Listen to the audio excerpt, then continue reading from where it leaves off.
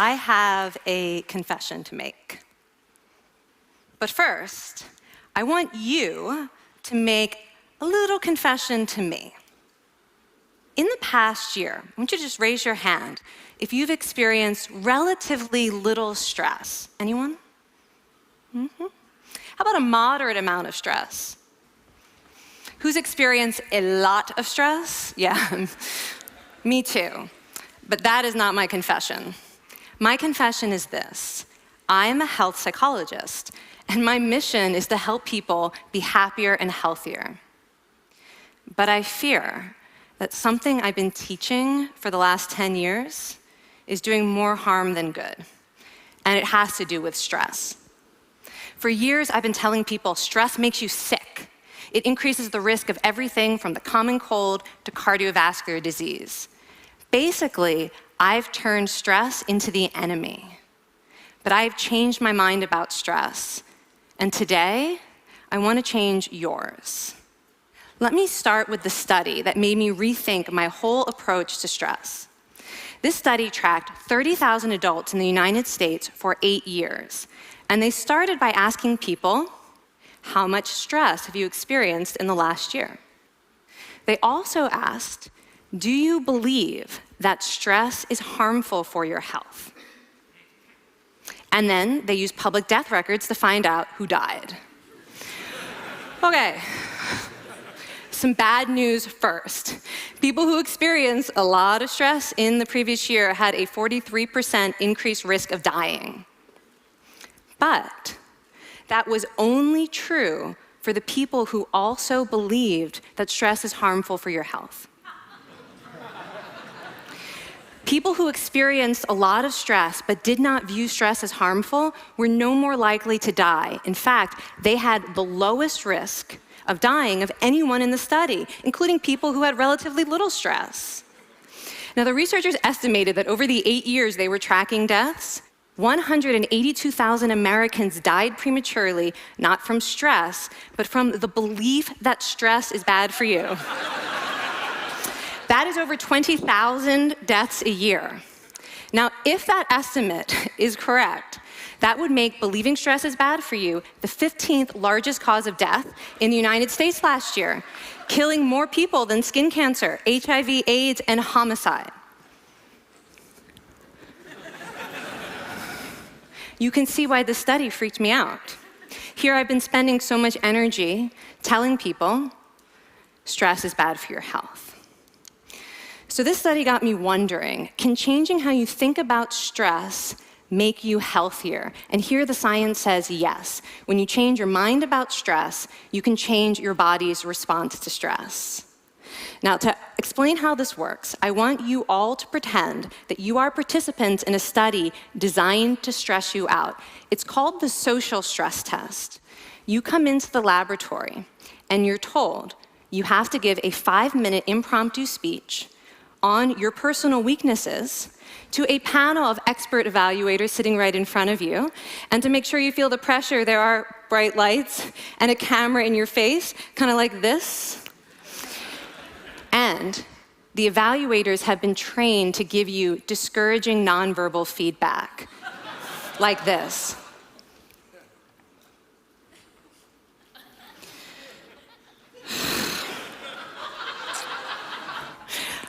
Now that you're sufficiently demoralized, time for part 2, a math test. And unbeknownst to you, the experimenter has been trained to harass you during it. Now, we're gonna all do this together. It's gonna be fun, for me. Okay.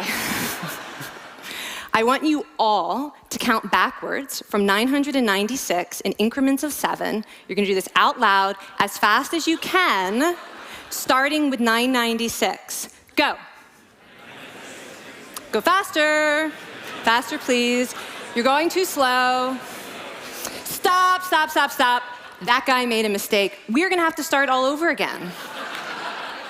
You're not very good at this, are you? Okay, so you get the idea. Now, if you were actually in this study, you'd probably be a little stressed out. Your heart might be pounding, you might be breathing faster, maybe breaking out into a sweat. And normally, we interpret these physical changes as anxiety or signs that we aren't coping very well with the pressure. But what if you viewed them instead as signs that your body was energized, was preparing you to meet this challenge? Now, that is exactly what participants were told in a study conducted at Harvard University. Before they went through the social stress test, they were taught to rethink their stress response as helpful. That pounding heart is preparing you for action. If you're breathing faster, it's no problem. It's getting more oxygen to your brain. And participants who learned to view the stress response as helpful for their performance, well, they were less stressed out, less anxious, more confident. But the most fascinating finding to me was how their physical stress response changed. Now, in a typical stress response, your heart rate goes up and your blood vessels constrict like this.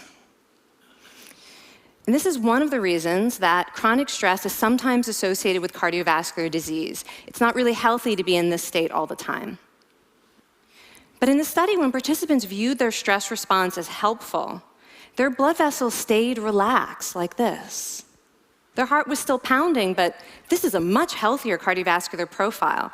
It actually looks a lot like what happens in moments of joy and courage. Over a lifetime of stressful experiences, this one biological change could be the difference between a stress-induced heart attack at age 50 and living well into your 90s. And this is really what the new science of stress reveals, that how you think about stress matters. So my goal as a health psychologist has changed. I no longer want to get rid of your stress. I want to make you better at stress. And we just did a little intervention. If you raised your hand and said you'd had a lot of stress in the last year, we could have saved your life.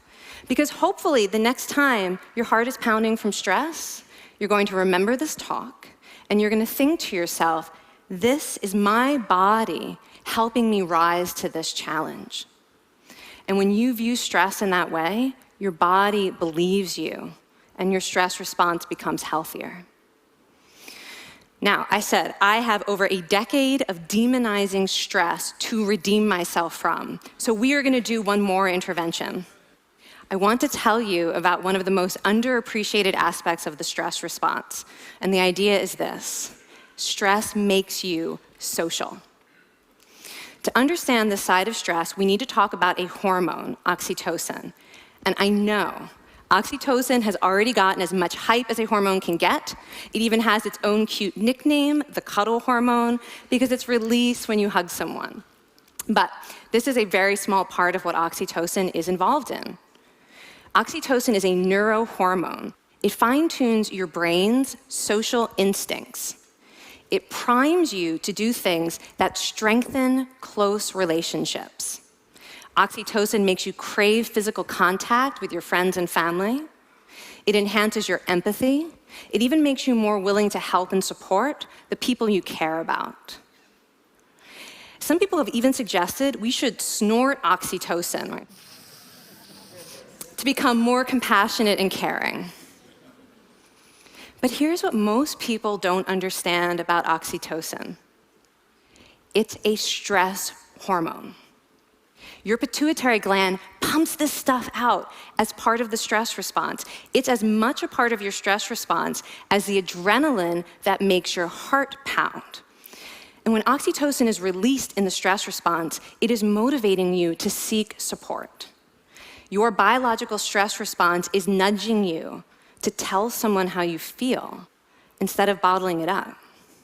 Your stress response wants to make sure you notice when someone else in your life is struggling so that you can support each other. When life is difficult, your stress response wants you to be surrounded by people who care about you. Okay, so how is knowing this side of stress going to make you healthier? Well, oxytocin doesn't only act on your brain, it also acts on your body. And one of its main roles in your body is to protect your cardiovascular system from the effects of stress. It's a natural anti-inflammatory. It also helps your blood vessels stay relaxed during stress. But my favorite effect on the body is actually on the heart. Your heart has receptors for this hormone. And oxytocin helps heart cells regenerate and heal from any stress-induced damage. This stress hormone strengthens your heart. And the cool thing is that all of these physical benefits of oxytocin are enhanced by social contact and social support. So when you reach out to others under stress, either to seek support or to help someone else, you release more of this hormone, your stress response becomes healthier, and you actually recover faster from stress. I find this amazing that your stress response has a built-in mechanism for stress resilience. And that mechanism is human connection. I want to finish by telling you about one more study. And listen up, because this study could also save a life. This study tracked about 1,000 adults in the United States, and they ranged in age from 34 to 93. And they started the study by asking, how much stress have you experienced in the last year? They also asked, how much time have you spent helping out friends, neighbors, people in your community? And then they used public records for the next 5 years to find out who died. Okay, so the bad news first. For every major stressful life experience, like financial difficulties or family crisis, that increased the risk of dying by 30%. But, and I hope you are expecting a but by now, but that wasn't true for everyone. People who spent time caring for others showed absolutely no stress-related increase in dying, 0. Caring created resilience. And so we see once again that the harmful effects of stress on your health are not inevitable. How you think and how you act can transform your experience of stress. When you choose to view your stress response as helpful, you create the biology of courage. And when you choose to connect with others under stress, you can create resilience. Now, I wouldn't necessarily ask for more stressful experiences in my life, but this science has given me a whole new appreciation for stress. Stress gives us access to our hearts. The compassionate heart that finds joy and meaning in connecting with others. And yes, your pounding physical heart working so hard to give you strength and energy. And when you choose to view stress in this way, you're not just getting better at stress, you're actually making a pretty profound statement. You're saying that you can trust yourself to handle life's challenges. And you're remembering that you don't have to face them alone. Thank you. Thank you.